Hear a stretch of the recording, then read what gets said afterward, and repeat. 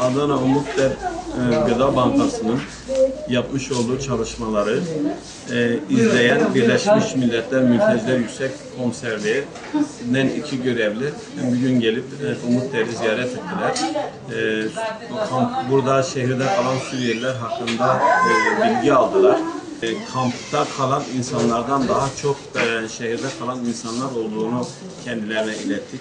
Sağlık sorunları olduğunu, gıda ve ihtiyaçlarının olduğunu, ondan sonra giyim ve eşyanın ihtiyaçlarına, barınma ve kira yardımlarına ihtiyaçlarının olduğunu kendilerine ilettik.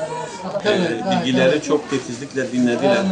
Bilgilerini alıp kendi üst düzey yetkililerine bildireceklerini söylediler.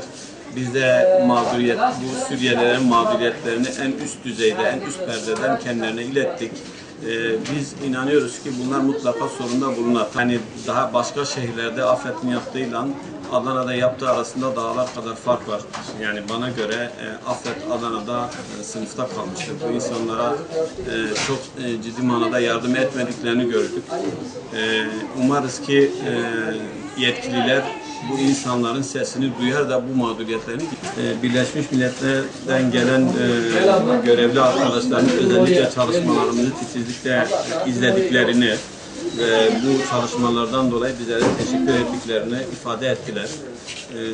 Açıkçası şimdiye kadar resmi bir kuruluşta bu zamana kadar Suriye'ye Adana Umutlar'ın yapmış olduğu yardımlardan dolayı ilk gelip bizi ziyaret eden aynı zamanda uluslararası bir kuruluş da oldu. İnşallah umarım ki bir nebze de olsa bu Suriyeli mültecilerin sorunlarına katkıda bulunur.